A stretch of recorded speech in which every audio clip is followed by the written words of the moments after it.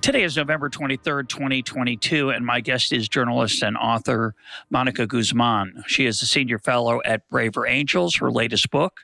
And our topic for today is I Never Thought of It That Way, How to Have Fearlessly Curious Conversations in Dangerously Divided Times. Monica, welcome to EconTalk. Oh, thank you so much for having me. Now, this is an absolutely lovely book. You are a self-professed liberal. And I've read and interviewed a number of people on this program about the challenge of conversation, the challenge of partisanship, the level of anger in our discourse. And interestingly, I think all those books that I've read and interviewed people about are written by liberals. But yours is the most, maybe the only one that is fair to conservatives. There are books that pay lip service to fairness, but as a reader, I felt that you were empathetic to both sides of every issue you gave, and often you were very careful to give examples on both sides of people who were either misunderstanding or so on. I'm sure you worked at that, and I just want to congratulate you because in many cases, I find that challenging for people to do, regardless of what part of the spectrum they're on, of the political spectrum or the ideological spectrum. They often attribute views to their opponents that are either, I think, straw people, unfair, or their point of their book is to save the world by converting other people. And I didn't get that impression from you. So talk about why that's your perspective and whether that was hard for you, as a self-professed person on the left side of the political spectrum. Yeah. This was extremely important to me. It was difficult only because I don't see a lot of models for it, but I am convinced that we need it. So I thought as I was writing the book a lot about my parents. Were a politically divided family. I'm liberal, like you said. I voted for Biden and Clinton. My parents voted for Trump twice. And we don't hold back when we talk to each other. And there have been so many times where I have taken the latest outrage, and brought it to my parents because this has to be the thing, right? And then they give me some angle or some question that is a lot less malevolent than where I thought this was coming from on that side. And it turns the volume down in my head. And I go, oh yeah, I was missing that. I was missing something. All right. And so having had that experience so many times made me think, if I allow some of those impressions, the anger to go unnuanced in my book, if I give one example and then allow the reader to say, oh yeah, that's just, obviously because the other side is crazy, evil, or stupid, then I'm doing a disservice because I just don't think that's true. I think that we fall into that trap frequently in our disagreements and also just when we look at the other side. Well, so many people do think it's true. And I try. I mean, we don't always succeed, but I do try to be empathetic to people who don't agree with me and respectful of them. When did that happen for you? It's not. I don't think we're hardwired that way. I think we're hardwired the other way. We spend a lot of time on this program talking about tribalism, and political tribes are one form of tribalism. What clicked for you that caused you to be that, I would say, respectful? I think a fair bit of it came from journalism. All the times that I've approached some source and I've, not even a particularly controversial story, I've just had a narrative in my head of who they are and what they're going to give me. And I pre-write the story in my head and I know what it's going to be about. And then we start talking and I'm fascinated by something I didn't expect, or there's a motivation that I didn't see coming. And then here we go. We're just off on another tangent and everything's gotten so much more rich because of it. And that's happened so many times that I guess I've just, it's become sort of silly in my head to judge people without engaging them, to, not approach individuals and see what they're really about, to not have those open-ended questions. I think largely it's been about that. In the book, I talk about the difference between puzzles and mysteries. The author Ian Leslie, who wrote a book about curiosity, gets into this. And puzzles are, problems that you solve. You already know the shape of the thing you're making. You just have a couple of pieces you need to go find and then put in the right place, plug them in. But mysteries, you don't know the shape. Every piece you pick up changes the shape, draws up a bunch of new questions. You never really know where you're going. And that's people. I think that in polarized times, we treat each other like puzzles. We read a thought piece that's written really smartly, and we think we now understand this whole group of people. We now have the shortcut for why they do what they do, and we can judge them accordingly, and that's going to be okay. But people are mysteries, and there's just so much we're missing when we do this to each other, including a clear view of the world itself. I think that we are so divided, we're blinded, and we're not even seeing the world for what it is, but for the projections swirling in our heads. Yeah, Ann Leslie was a guest on EconTalk talking about that book. It's a lovely book. And I, of course, love, as listeners will not be surprised, I love the puzzles versus mysteries dichotomy. I think it's a really important way to look at most of life. Most of life's a mystery. Puzzles are pleasant because we can solve them. So we tend to push a lot of things, I think, into the puzzle box when they belong in the mystery box. But I want to ask you about something that you didn't write about. You write a lot about conversation per se, and we'll come back and talk about that because I think that's very valuable. But I want to ask you about something that isn't so obvious, perhaps. Your book's about political disagreements mostly, and particularly partisan disagreements, ideological disagreements. But some of the lessons here apply equally strongly to something like marriage or friendship. And one of the things that it took me a long time to understand is that often in our marriages or our long-term friendships, we have a narrative in our head about the other person, and we fill in their lines effortlessly for them. We know what they're going to say. In fact, that's often a measure, quote, of a good marriage. People will say, oh, we can finish each other's sentences. But I think sometimes we fall down on the job as partners, spouses, friends, because we leap to those conclusions, assume, as you point out in the book, as we do sometimes about our political opponents, what they're about. And it's surprisingly difficult to step outside those scripts that we have for each other. And I just think that's such an important part of being a human being that we don't talk about. Oh, yeah. No, absolutely. Absolutely. Yeah. And I like that you kind of made it sort of use the language of scripts, because we do that online to each other all the time, too. More and more people take what they see on social media. Somebody makes, what could be sort of an innocent remark. If you're on the left, you see somebody lament the looting that happened during, protests in the summer of 2020. But you've seen this script before. You mean someone on the right? Well, but it could be someone on the left judging someone on the left, but it could be anybody. But it's you see someone on the right, perhaps, yes, lament the looting of businesses. And you think, I've seen this movie before. What they really want to say, but can't, they're just trolling us or teasing us, is that they're racist. Stuff like that starts to happen when we do this to each other, when we just predict and we believe we already have the whole story.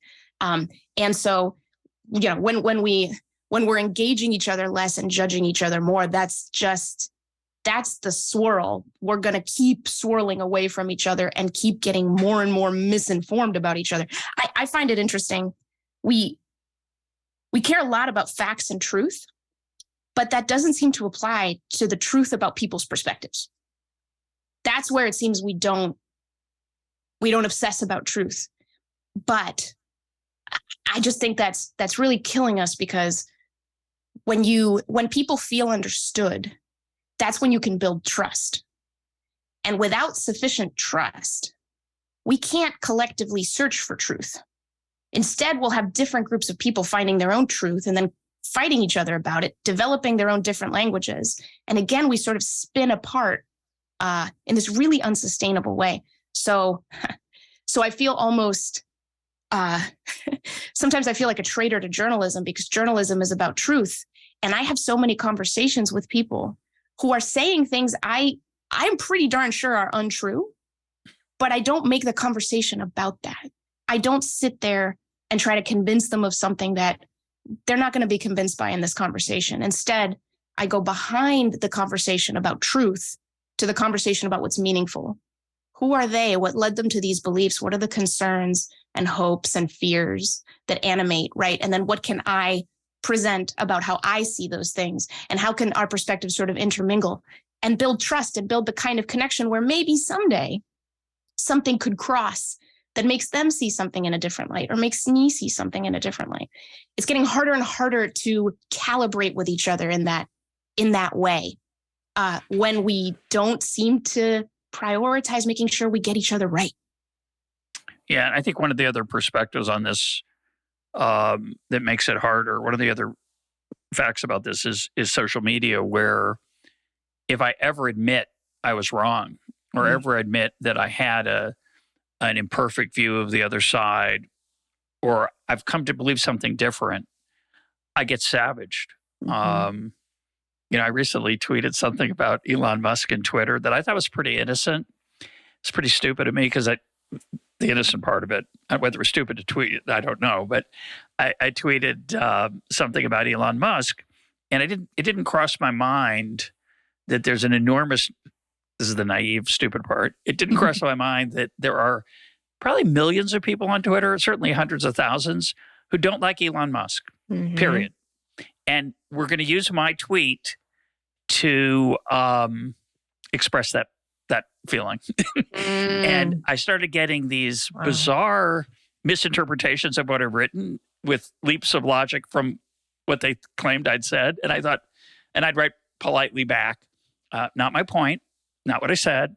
Sometimes I write, I may have miswritten it. I may have communicated poorly. Actually, what I meant. And then I realized they're not interested in what I really meant. They just want to jump on Elon Musk. And what was fascinating for me is that emotionally, the hatred that I would say not hatred, the disdain I got for my opinion, the one that they interpreted me as saying, I was surprised how much it bothered me that they had misinterpreted, which is ironic. I'm on the web. I'm on Twitter. I've got all the time. Yeah. Don't I know this? And I realized I don't really go into some of those darker corners. And usually what I've done in that situation, I just block people who are rude or misinterpret me. And I thought, I don't really need to. Yeah. I should just try to let this roll off me. And it was harder than I thought. But I got to the point where it's like, oh yeah, they're not arguing with me. They're on a different platform over there, a different grandstand, a different soapbox than the one I was on. I actually like to think I'm educating people. I'm getting people to imagine an idea. We're so interested in that. I don't think. No. Just let it be in their own world. It's okay. But it's amazing how that social media response can motivate your own viewpoints and what you're willing to say and how you're willing to say it. Absolutely. I think of a couple things here. The other day I stumbled on I think it's from the Talmud, an old quote. Things are not, we don't see things as they are, but as we are. And Jonathan Haidt has done some wonderful writing and research on social media as sort of a space where we throw darts at each other. And in your example, I thought of a game of dodgeball. Something comes, and if it's a weapon, I'm going to pick it up, even if you didn't intend it as a weapon or something I can use to boost up my side or what have you. That's how I'm going to use it. I don't care how you meant it. That's how I'm going to use it, and then I'm going to throw it at somebody. And then a lot of us are going to throw it at somebody, and you're going to feel like, what was that, right? But I think it's so true these days that we are so in our own thoughts. This is funny. This thought just crossed my mind. I'm a big science fiction fan, and I grew up reading all the, amazing science fiction that was mostly about space travel. That by now, that's what we would have worked on, is getting out, right? Getting out of the planet, exploring. But what we did instead was we took all that technological energy and used it for personal communication. And so we've created a whole universe in our minds, that connect our minds, that connect every thought, that share every thought and zip it around the world, lightning speed, that create movements and topple governments, but also drive us insane and make our kids more anxious than ever. And this is the universe we've created, is a universe of our own thoughts. And so how each of us, the posture each of us takes toward that swirling, it's so funny, right, to think that we are uninformed, but we have never had more information. We have never had more information zipping around us. So what's going on? Yeah, a number of people in the last year I've noticed have written with sadness about the naivete we had when the internet was started, and I had it for sure, which was all this information. Oh, we're going to be wiser, right? How could it not be the case? And of course, there are a lot of reasons it turns out. I've written an essay on it. I'll link to it, but that irony is so painful, right? Mm-hmm. The idea that you and I can communicate. We've never met. We may never meet. Here we are having a real conversation. I'm in Israel. You're in Seattle. That's a magnificent triumph. That's better than in a way, it's so much better than going to Mars. Mars is a pretty tough environment. And this is amazing. Yeah. And yet, so much of this kind of miraculous interaction is not turning out to be as helpful as we had hoped. Yeah, exactly. And so much of it is psychology. I think thanks to a rising awareness of this, right? Because technology zips ahead real fast and it takes us a while to understand what's going on. We now have more information swirling around about our psychology. We are tribalistic. We do sort into groups that are like-minded, and there are consequences when we share our instincts, we share our blind spots. And a lot of the story of polarization is sort of that, just spread out. There's valid disagreements and there's all kinds of problems to solve. But unfortunately, where we find ourselves now is so afraid and so kind of taken by projections and hyperbole that a lot of our policy is reactionary. A lot of things are rash. They're not that thoughtful. And one of the tragedies to me is when I think of the extraordinary creative and human capital we have at our disposal, think of how much more educated we are. Public health, despite the pandemic, is still much better than it used to be. All these ways that we're here, we're showing up. But then the filter of the way we talk to each other seems to take like the potential output of 100% and bring it down to like 5%. Like the good stuff coming out of this is just not that great. When you think about everything we have here, we ought to be able to collaborate. We ought to be able to understand each other and get so much more advanced, like level up our thinking about these tough problems, understand why they're tough. They put good values into tension with each other. It's not good versus evil. Stop. Like this is what's dumbing everything down, but we allow these things to swirl and swirl and swirl because we get something out of it. We get pride, we get prestige, we get status, and it's killing us. Yeah. Yeah. I've often lamented on here that what an extraordinary miracle achievement of human creativity it was to develop a vaccine in a weekend against COVID. And yet that scientific achievement has become a political football, which is really so unimaginable. All the things to argue about and to misunderstand and as you point out, not to make progress. It should be easy. We have access to incredible data. We have ways of bringing people together to share experiences for the purpose of understanding what happened more effectively. And so little of what we've done is devoted to that, which we desperately need for, quote, the next time. And instead, it's, let's punt this football around. Let me race down to your end of the field if I can, and you'll try to race down to the other end. And it's let's use it as tragedy. weapons. Yeah, it's the same thing as that dodgeball game again. How can we weaponize this? And yeah, it is. It is such a tragedy. And to me, one of the things it shows is that we still have quotes like, "Well, it's not rocket science," right? We have a sense in our head of what is most difficult. Like, well, what's most difficult is probably like straight physics, Stephen Hawking stuff, right?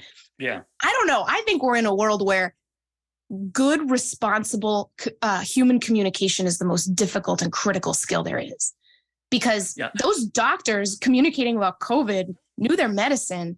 Those politicians, there were lots of good politicians that wanted to serve society in this moment, right? Yeah. But the communication, I've talked with lots of conservatives, lots of liberals. It was the communication that needed work. Yeah. Well, I recently interviewed Agnes Callard, and it's not the first guest we've had a contentious discussion about whether human beings are making progress. And it's clear to me that we're making a lot of progress on the technological side, the scientific side. The communication side is not so clear. Yeah. And those are, as you say, those are really the hard problems. Being a better human being than you were a year ago, that's immensely more difficult than, say, improving the mileage of a gas-powered car. Exactly. Maybe we should put a little more attention on helping each other get better at that. The funny thing is, like, there's little we can do with the laws of nature to make rocket science itself harder, but we can continually make our own communication harder because we mix together more, because we, now we can talk all the way around the world. We keep making it harder for ourselves. So that means we have to keep leveling up. And of course, that's what your book's about. Let's come back to I just want to add one more thing. I want to add just a little tiny bit of optimism here. We're a little bit pessimistic right now. I did a Twitter poll this week for fun on whether Steve Jobs would be happy or unhappy with how the iPhone has transformed our culture. And 1,000 people, I did it over a day and a bit, 1,000 people voted. It was 53-47 or so that Jobs would have been happy. And I call that a very depressing, that's a low number, 53%. And of course, it's not, we have no idea what Steve Jobs would really think. It's more of what people think he should feel given the state of the world.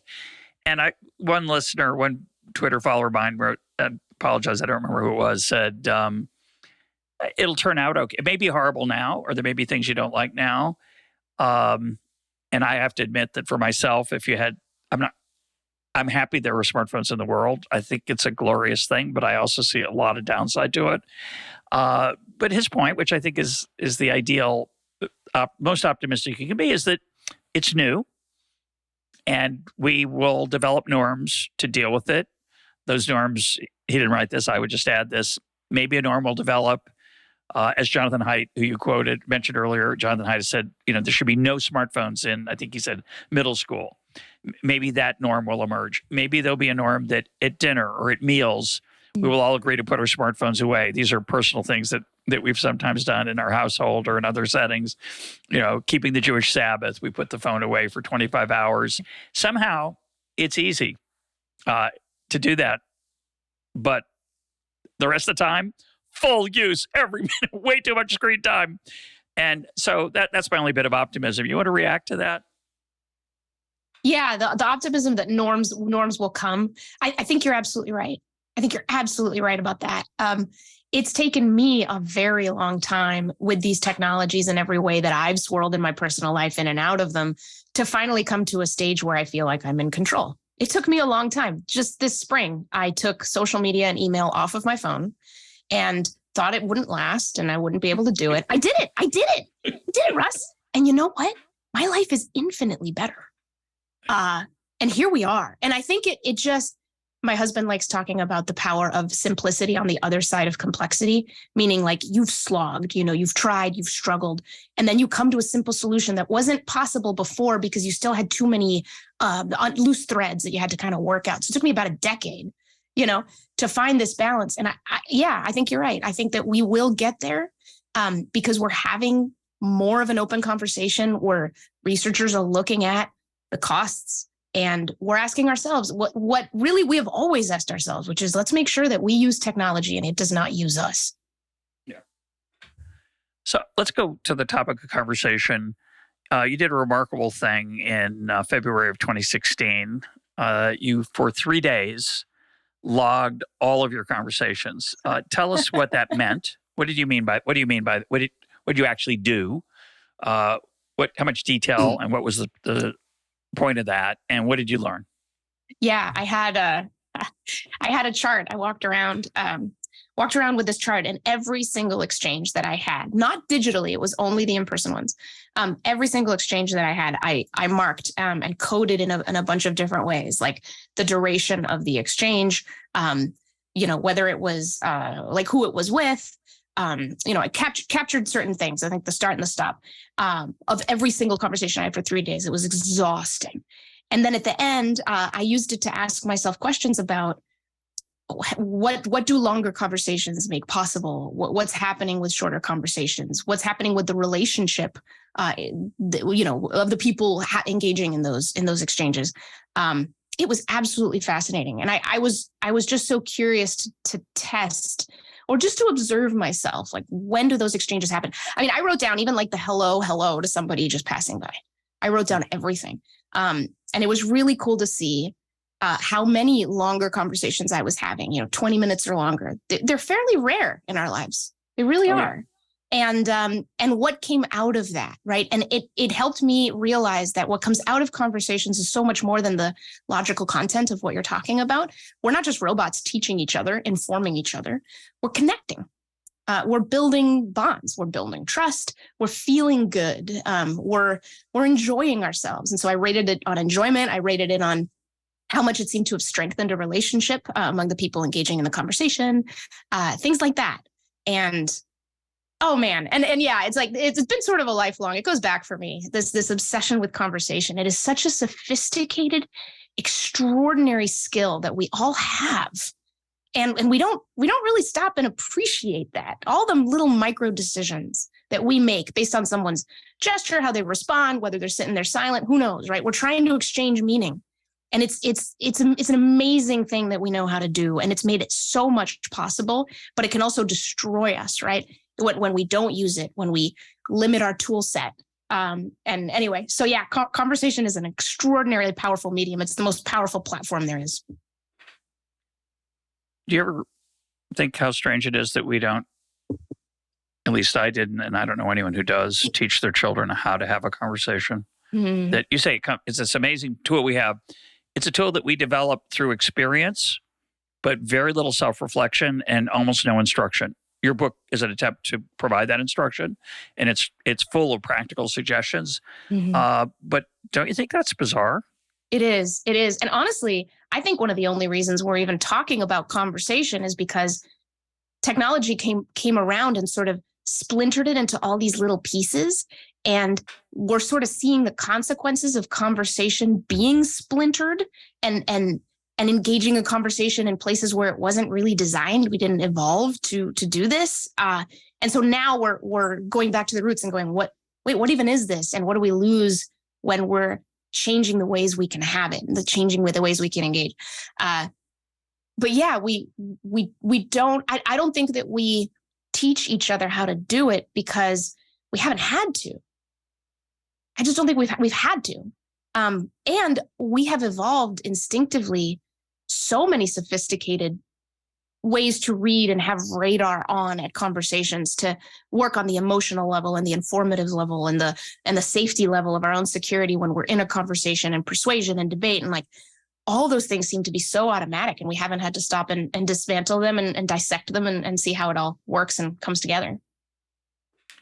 Yeah, if I had to give one piece of advice about conversation, or one instruction, or something I write about in my book, Wild Problems, I would say, and this is almost impossible advice to take, by the way, so I don't give it with a grain of salt. I give it with the understanding that it's may not be that useful. But the advice I would give is, when you go into a conversation, do not think about what you're going to get out of it. And I think so often we go into conversations either implicitly or explicitly saying, how can I get the most out of this conversation for me? Yeah. Rather than, let's produce something together. And I don't know what it'll be exactly, and I'm excited to see where it might go. Mm-hmm. And I have to make room for you, because otherwise it's a monologue. Mm-hmm. Oh, exactly. And there's so many things that are getting in the way of some of how we allow space for the unpredictability of conversation, including how many of our conversations now are on Zoom, how many people are working remotely.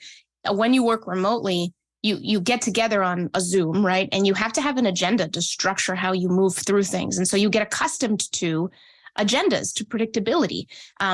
And on Zoom, it's impossible to just turn to the person next to you and go, hey, I love the earrings you're wearing today. Like, what's up? And to make those little connections, you're always in plenary. And so the way it limits, those moments of spontaneous interaction are pretty incredible. But yeah, we're finding ourselves in this place where we're so busy. We've got so much going on. We're on our phones. We've got a lot to do. And so the actual time that we could spend on loose conversation, it just feels like we have to make it useful and effective and productive. And that kind of kills some of its spirit. So yeah, I'd be curious if people actually polled themselves, like, how many conversations longer than 20 minutes, not digital, do you have in your day? Of course, some of those aren't good. They're bad conversations. Yeah. They could be, I can't believe it, I couldn't get a word in, or vice versa. Boy, what was I thinking? I just talked about myself the whole time. I was terrible.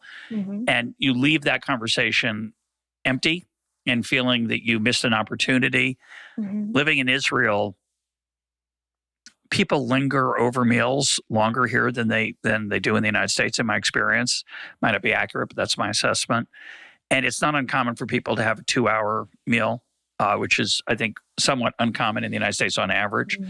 And if you go into a meal with a friend without an agenda and you let it go where it can go, it can be exhilarating. And there really is nothing like it it's a remarkable thing. And as you point out, I think it's a tremendous observation. It's usually not, wow, I learned so much, or wow, I was so clever, or I want to remember that joke or that story. It's more just, what a great experience with another human being. And we often don't think about that. It's such a powerful and important thing that you discuss in your book along those lines. And I think it's underappreciated. Yeah. And one of the things that I've also really come around to as being such a gift of conversation, of that kind of conversation, is our ability to discover ourselves. We're always having a conversation, is the conversation with ourselves. We're judging ourselves, we're saying, I should have done this, or go, hurry up, do that. There's a dialogue within us. And for us to be able to, in fact, just last night, I had a couple of very good friends over, and, over wine and dinner, we sort of nourished our bodies, and suddenly like stuff comes out, right? We ended up having an extraordinarily deep, profound conversation about life, death, and then friendship. And there's a dialogue I've been having with myself, excuse me, about our friendship. And then I felt like I could just bring a little bit of that dialogue in to sort of test it with them and see what they would say. And based on what they said, I ended up kind of reframing some of the stuff I was thinking of. And it's sort of changed our relationship for the better. And it's so cool. And it's so cool. And it's not like that wasn't an agenda. I don't know what we were going to talk about, but it was that feeling safe enough to share something that's in your head that can just swirl around and get some feedback, and trusting that the other people would know where you're coming from and wouldn't misunderstand you, and that you're connected enough that you can say with your words, but also with your giggles and your gestures, what you mean, was just magical. And I think that my book talks a lot about curiosity. And I've thought a lot about how curiosity is a form of caring. It's a gift. How many times have you been, you're suddenly with a group of friends or people who know you or coworkers or whatever, and you have something you need to do, but maybe, there's something that just happened to you, makes you feel good, and it'd be cool to share, but now's not the time. Right? We got to get down to business. And then when one of them goes, hey, how was your day? And you kind of release a little hint about that. Well, this cool thing happened, but let's just get to work. And they go, no, tell me what happened. You tell them what happened, and they go, wow, like, tell me more. How did you feel? That was amazing. And it's that, oh my gosh, they want to listen to me. They see me. They want to know what's up. They're curious about me. I think a lot of our discussions online, especially around politics, are about the ideas, right? We focus on the ideas. That's the center of gravity, instead of focusing on each other and our journey through this world, and how we interpret world events, and how they mix in with sort of our values and experiences, and who we become as people, and our ideas about how we should all thrive together. That's a fascinating thing. But we usually get stuck just talking about the idea and not getting curious about the person, which can just brighten and open invisibly this space that we can fill with the most profound things. Yeah, I've never thought about this, but when I think of the word empathy, and if you and I were having this conversation face to face, and we were having it in a coffee shop, and you came in and I saw tension or anxiety on your face, the empathy that I normally think of in that kind of setting is, I want to show Monica that I've noticed that she's not 100%, assuming we knew each other, right? And it'd be hard to recognize it in a new friend, perhaps. But that's what empathy is. Empathy, in my mind, empathy is, I want to show you by my face in response to your situation that I'm aware of what you're dealing with and I'm empathetic. I feel bad for you. And if you told me and you blurted out, oh yeah, I just, I had this issue at work or with a friend or a coworker, and I go, oh, that's too bad. And that's empathy in my mind. But you really raise a deeper, more powerful form of empathy, which is curiosity. And I don't anyway think of them as related, but they are, which it's not just, oh, what's wrong? And then you tell me and I make the face of empathy. It's rather, I actually have real curiosity, not feigned emotional support or real, even if I care about you, but it's just showing that it's more than that. It's trying to understand what you're dealing with, going through, struggling with. And that's, I don't think of those two as related, but you're suggesting there, and I think it's very beautiful. I think you're absolutely right. And what a way to give support, right? That conversation we always have with ourselves can get pretty toxic. And if somebody actually shows enough interest that we could explore it with them and we trust them not to mishandle it, it's awesome. It's awesome. We learn about ourselves, and what a gift to give each other. Yeah, you're right. Something I believe deeply, and it's so hard. Before I gave my advice about conversation, meaning don't try to maximize the value from it, or don't have an agenda about what you're going to get out of it. And I mentioned in passing, it's really hard advice to take because I think we're very hardwired to think of ourselves first. And similarly, you say something I think incredibly profound that's really hard to take to heart, which is good listening is not silent waiting. Explain that and maybe give us some idea of how we might actually remember that. Yeah. Right. I mean, so much of the time, especially in disagreement, we have a point to make and we want that point validated and we want to win. And there's just so many layers of objectives that get in the way of real connection and trust building that could actually get us somewhere. But I talk about how listening, it's so much, it's more than, paying attention, being present, making sure you're not just waiting for your turn to speak. Listening is showing people they matter. That's what it is. That's the criteria we each have. Have I been heard? Do I feel like I mattered in that? Do I feel demeaned, neglected, ignored, shoved aside in one way and undervalued? But yeah, and the thing is, we all matter. And I think when we lose sight of that, we just lose sight of ourselves. I mean, we start to just kind of stray. And going back to that thing about anytime you're in a disagreement, even online, looking at what the other side is saying, and you go, oh, they're crazy, they're stupid, they're evil. You're wrong. You're wrong. That's it. You're wrong. You can be pretty sure of that, that it does not come down to that. And if you believe that it does, you are already condescending. When you look at that side, you are approaching it with condescension, and you can't be curious. And that kind of shuts down everything before it starts. If you come in knowing that, thinking that is the case, now you're going to come into conversation and prove it. You're going to prove to them how crazy they are. Good luck with that. And we're not really set up to accept that about ourselves, right? Even if it were true, which it almost never is, right? Very, very few cases. So I think we have to get out of the mania of believing those kinds of untruths and asking ourselves instead, what am I missing? If it seems crazy to me, then I don't have access to the reasons that make it sensible to them. So let me go figure out what those reasons are. Let me open things up a bit. Being a journalist, I get discouraged because so much opinion journalism uses those things. Headlines that say this or that thing is crazy, this or that person is crazy. I'm like, God, we're modeling these judgments for each other, and it's just really cool, but it's always wrong. It's always wrong. Everybody has their reasons. And the other thing I would just add, and it's so hard to remember this in the heat of a conversational moment, is if I'm not actually listening, but waiting to talk, I'm objectifying you. I'm using you as a tool for my own self-expression. And of course, I want to make you laugh, or I might want to impress you. I might want to earn your respect. So, a lot of sometimes of our speech is purposive in that way.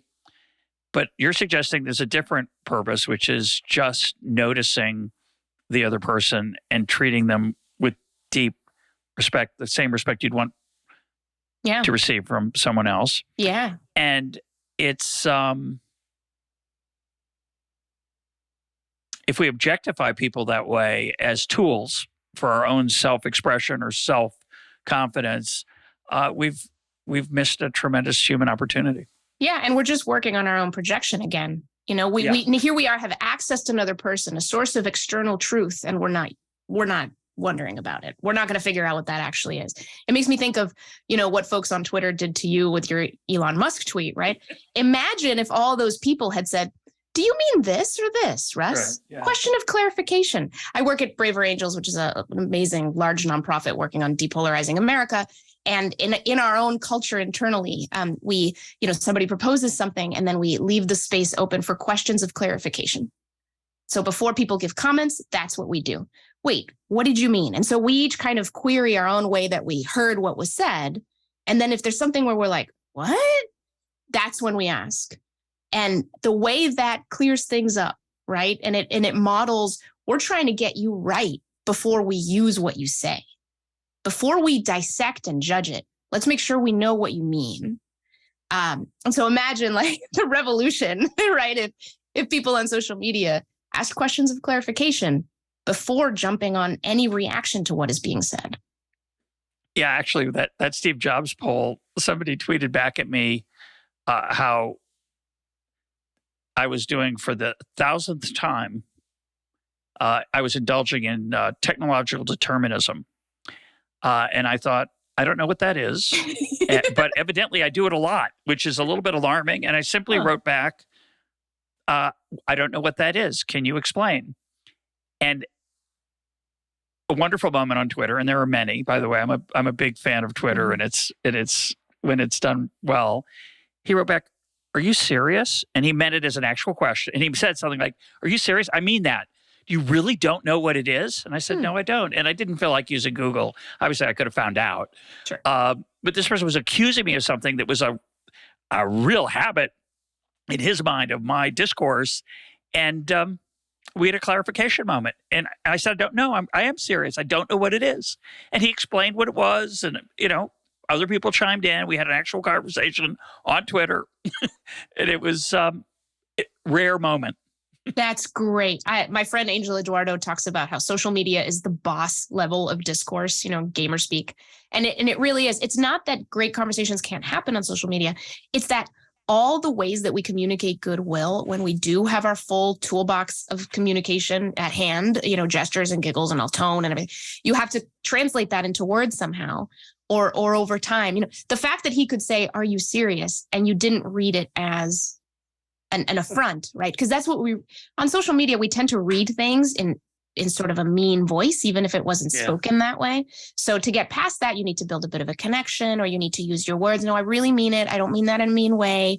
Things we wouldn't normally have to say because you can see the smile on my face. Yeah. You can tell I mean you no harm.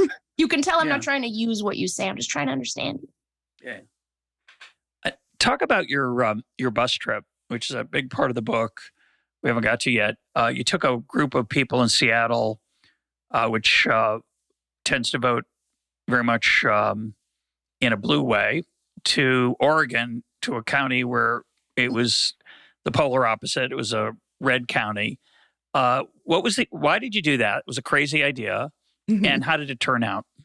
Yeah, we did it because the Seattle-based newsletter that me and my co-founder started was all about being curious and honest, bold and inclusive. And we had all these values, right? And then the 2016 presidential election happened. The city felt dead the next morning, just dead. And people, because we want to be curious, we wanted to help people understand. But man, Seattle's full of blue people, and even the red people don't tend to speak up much, and they're not terribly welcome. And so we got notes from readers going, I want to be curious, but I don't know how. I don't know anyone, or they're really far away, and there's still these lifestyles I don't understand. So we ended up stumbling on this interactive map that showed, if you plugged in your county anywhere in the United States, it would show you the nearest county geographically to yours that voted exactly opposite in the presidential election. So you plug in King County, Washington, where Seattle is, and you get Sherman County, Oregon, this county of 2,000 people on the Columbia River, north part of the state, all agriculture, lots of wheat farming. So me and my co-founder were like, what could we do? So we asked our readers, if we were to figure out a way to, connect these worlds, would you all be down? And a bunch of people said, yes, oh my gosh, it'd be amazing. So one thing led to another, met some incredible people down in Sherman County, Googled, found this woman who has been covering the community and, in a small blog for years and years. She's in her 80s. She connected us with someone who is now a dear friend, Sandy McNabb, an agricultural agent in the county. And we partnered to create this experience. Ended up taking a 5-hour bus ride down, the 19 people from King County who signed up. We met about 16 people in the little tiny town of Morrow, population less than 300. And we had a lot of conversations that were not about politics before we got to the politics. We did a tour, a bus tour of the wheat farms. We shared a meal. They had donated a meal. And one of the most powerful moments was when a farmer named Darren Paget, stood up and pointed to the leftover sandwiches on everyone's plate and said, if you knew what it took to get that sandwich on your plate, just looking at everyone in the city, you could hear pin drop. No one from Seattle ever goes to Sherman County, but the people of Sherman County have to go to the cities. Their kids live in the cities. They have to go to the cities, but no one goes there. It was, oh my gosh, what we got out of it is too long of a conversation. But I think the thing I'll mention now is, one of the most pernicious things we believe is that people who oppose what we support must hate what we love. So a bunch of folks from King County had ideas in their heads about people who voted for Trump must hate the environment, must hate gay people, must hate, name your thing. And among the things we learned was there's more variables we didn't consider, right? That if you're in that frame of mind, there's other things you didn't consider. And these farmers, many of them brought up this thing we'd never heard of, the waters of the United States rule. Had you heard of that? I hadn't heard of that. No. Well, and it's this, part of our law that determines when the federal government can kind of claim, regulation authority over a body of water. And for a lot of farmers, if there's a really heavy rain in a valley and suddenly there's a pond where there wasn't one, could the government come in and say, okay, that's our land, we have to regulate that by? And it sounds absurd, but there's actually been some really close calls and pretty weird stuff going on in that. So for a lot of those farmers who just operate at these little margins, farming independently is a really tough game. They just don't trust Democrats. They absolutely did not trust Democrats to even care about that, but they trusted Republicans and they trusted the businessman, that they elected president. Nothing to do with social issues at all. And so, and so on the way back, I talked to people and a lot of them mentioned waters of the United States rule. Who knew? Right.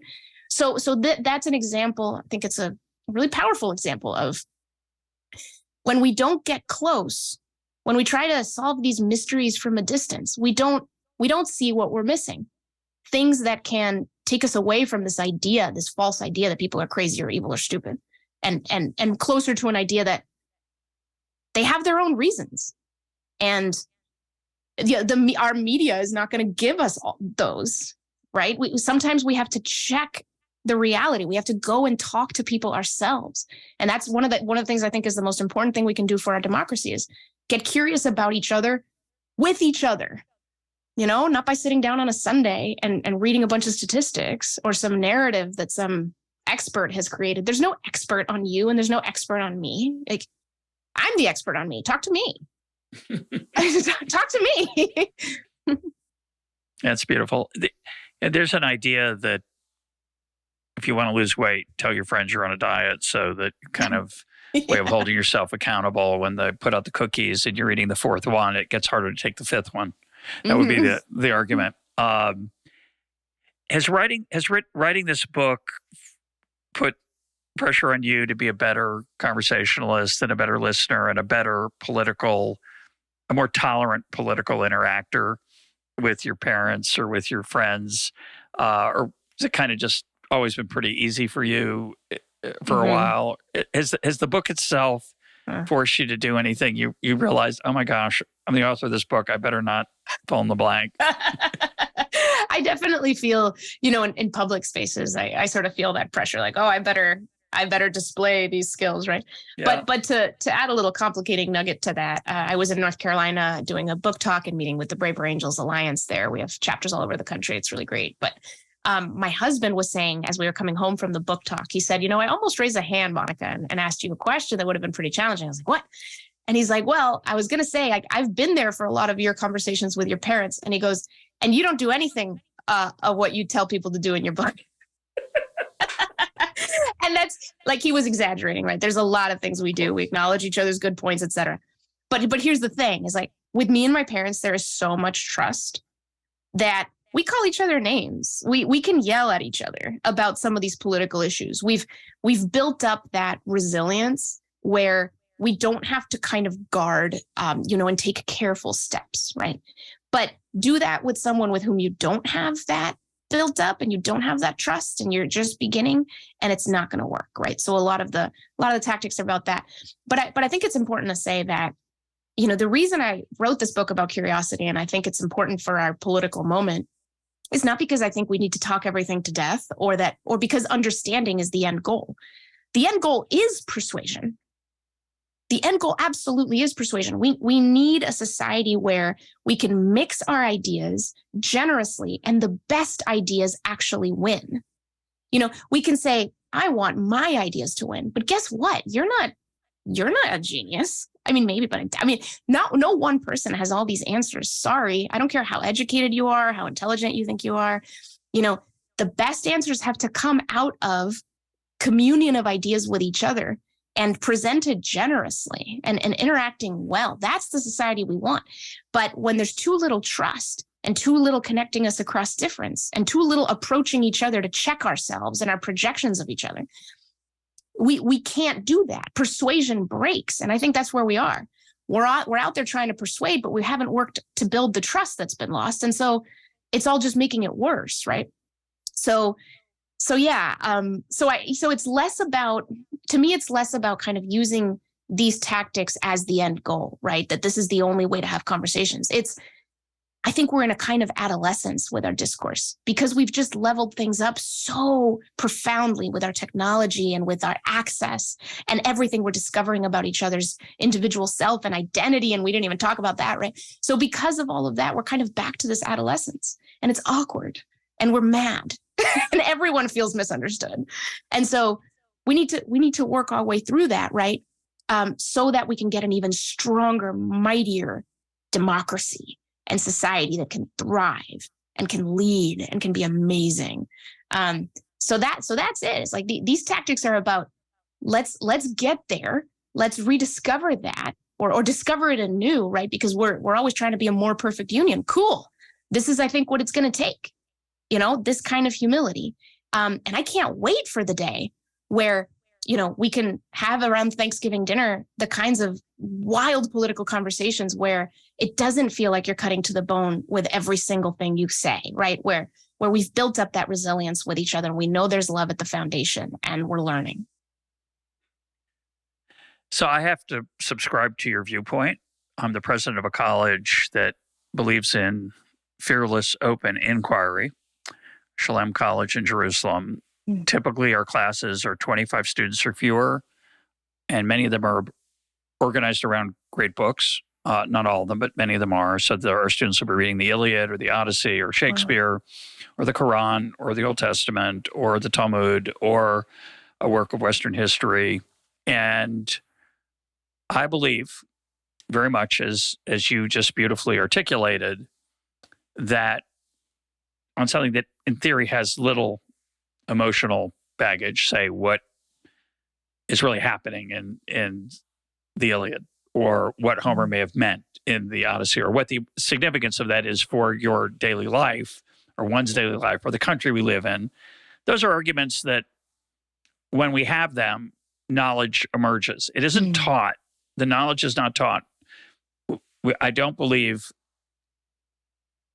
we don't want our professors here lecturing our students about what the Iliad really means or its significance or the Odyssey or any other text, because that kind of knowledge doesn't, I don't care how much literature they've read about those books or how smart they are, how educated they are, as you said, that's not where wisdom comes from. Wisdom comes from you grappling with the text in the company of other similar people. Exactly. And wisdom emerges. It is not thrust upon you. When it's thrust upon you, you don't remember it and you don't own it. And when you're allowed to let it emerge, it's real and you own it. And your thinking changes. Your understanding is enhanced. I believe that. If I didn't believe that, I couldn't work here. And I believe that is the idea of conversation. It's the idea behind what used to be called real education, what used to be real education. And it should be the idea behind democracy. It only goes back, a few thousand years to Plato, et cetera. And yet, I would just throw in John Stuart Mill. If you haven't read On Liberty lately, read it. Which is about this question of disagreement and how truth emerges from, and understanding emerges from disagreement. And yet, I think most people don't agree with it, don't believe in that anymore. They obviously don't believe it is the way they used to on a college campus. You quote David Smith. It's a great quote. The question, which do you value more, the truth or your own beliefs? Most of us, again, hardwired probably, we like our own beliefs a lot more than the truth. And we don't trust that conversation to create that understanding and wisdom because we're afraid we might find out we're wrong. And that hurts. Yes. And I think when you get to if you work at it, you get to a point where it doesn't hurt, it delights because you realize you can learn something. That's really the point of your book. It's really what it comes down to. The book's called I Never Thought of It That Way. And that moment of exhilarating awareness is an enormously extraordinary, beautiful human experience. And most of us are terrified of it. So, or we tell ourselves it's not possible. There were some studies recently that showed how much we underestimate the delight of conversations. We keep underestimating that it'll be interesting, that it'll be fun. We just do that over and over again. And I think it's true. We'll just come in sort of with our own fears. And right now, a lot of, as you probably know, a lot of what's holding us back is this idea that engaging with the other side is going to make me a bad person. If I encounter bad people, if I encounter bad ideas, it's like opening a Pandora's box. I will be infected, or I will allow the world to be infected. And so now that has come above, this mandate to learn from each other and to have our opinions be in generous communion with each other. We're going, no, there's toxic, poisonous opinions, and we got to keep them away from each other. So now we're building up walls, and we're forgetting. It's exactly what you said. Can we get to a place where we trust each other again? That we have to build this trust in the conversation that ideas don't infect as easily. Bad ideas don't infect as easily as we might think. That looking at bad ideas generously is more about looking at the people who hold them generously, which, by the way, makes them more intellectually humble. There's been research on this too that I'm so into right now, where if someone just brings to mind a person in their life who tends to receive their ideas generously, not agree with them, but just listen, show them they matter, that person will become more intellectually humble, meaning they'll be more likely to, let some breathing room appear around their ideas so they could consider others. This is healthy persuasion. But we cannot begin at this place of you're lost, you're evil. If I engage with you, I lose myself. Like, imagine, I'm a journalist. If that had been true, how many, people who have done unsavory things have I talked to and tried to help their communities understand? And if it were true that my witnessing somebody's story is a bad thing or makes me a bad person, imagine everything we wouldn't know about each other. Like, we've got to get past this, Yeah. Well, you have a nice mantra toward the end of your book, which I like to think is my mantra. It's nice to see it expressed so succinctly. It's 3 words: honesty, curiosity, respect. I would add humility, which you would too if you had a longer. It's a sign you carried. So if you had a bigger sign, you probably would have added humility. But Sure. Each piece of that is so important, and the respect part, I think, is often the hardest part for us in those interactions, given the current climate of the dopamine we want from our followers on social media and so on. But it's everything. It really is everything. Really, really is. Yeah. Yeah. I mean, we think of respect as like, well, if I don't respect that idea, so I can't possibly respect the person enough to listen to them. I can't make them think they matter, because then they'll think that I validate their idea.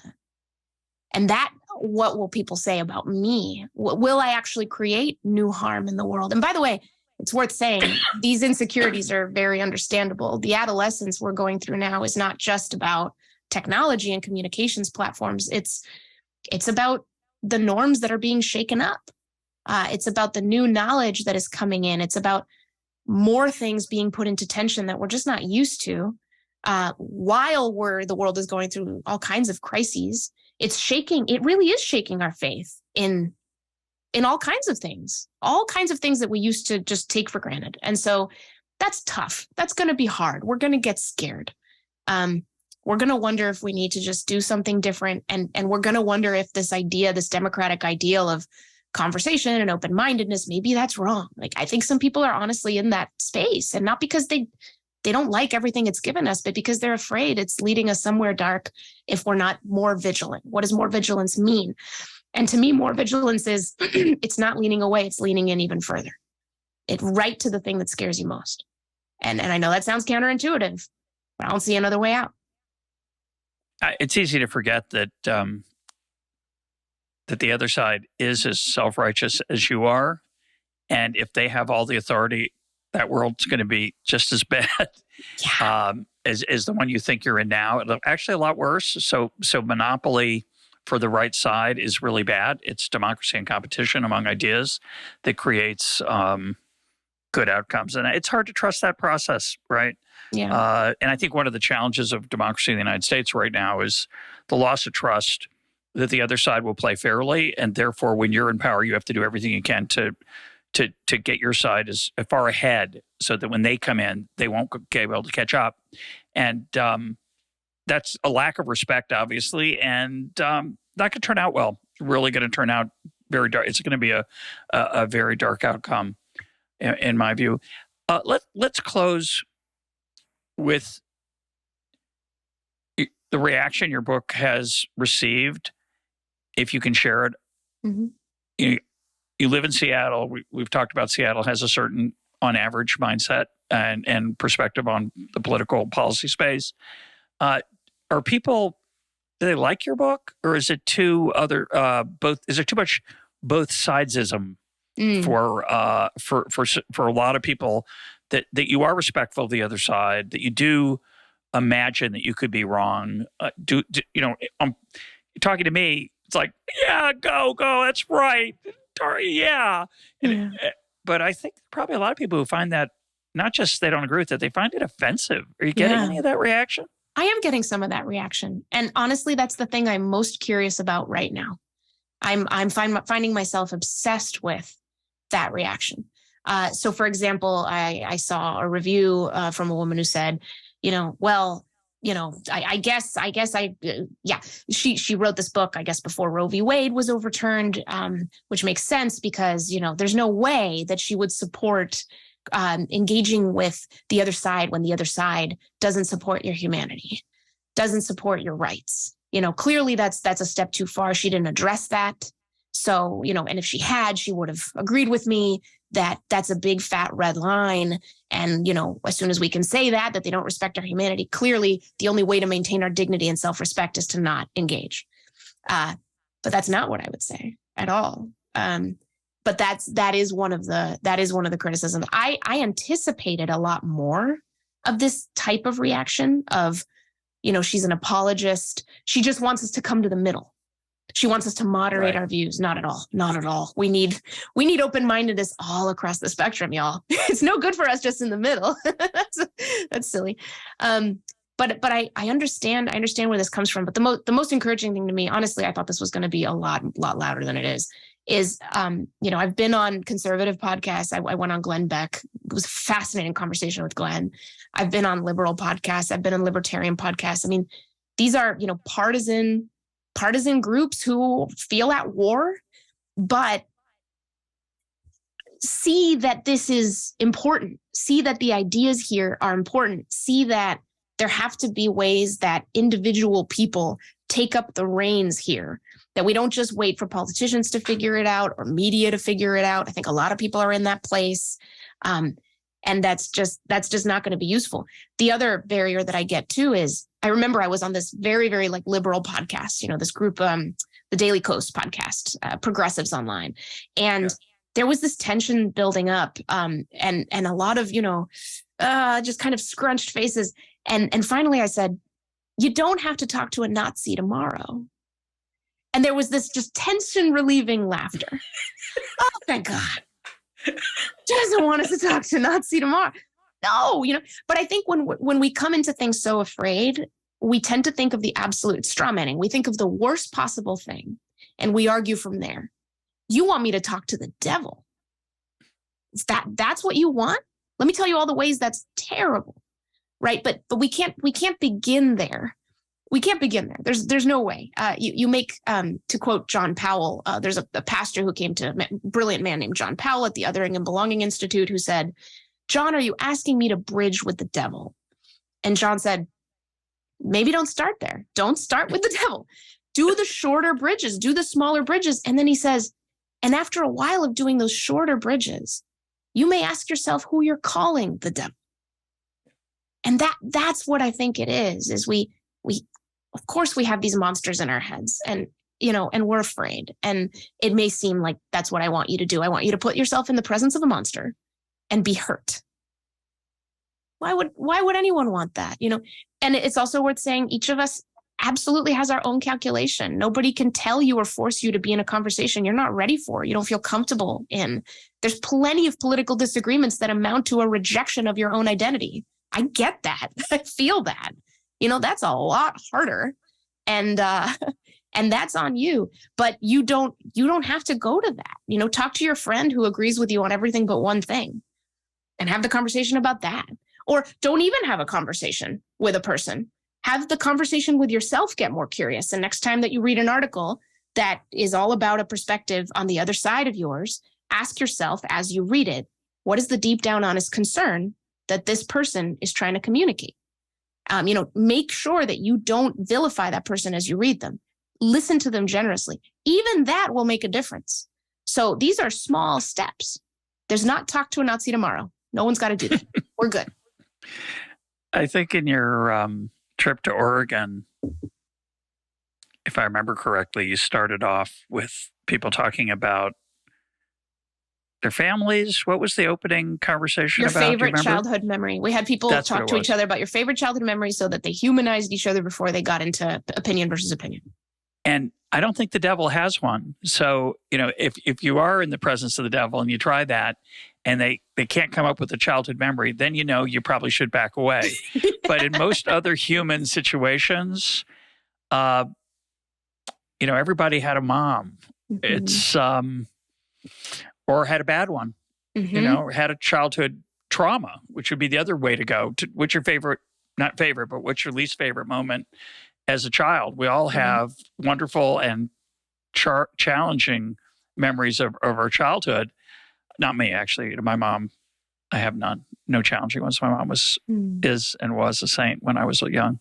So I don't have anything negative to say about my mom. But if it's the devil, then you're probably, like you say, back away, start somewhere else. But most human beings have a childhood memory. Exactly. If you dare to approach, and you might be pretty surprised what you'll find. My guest today has been Monica Guzman. Her book is I Never Thought of It That Way. Monica, thanks for being part of EconTalk. Thank you so much, Russ. This has been fun.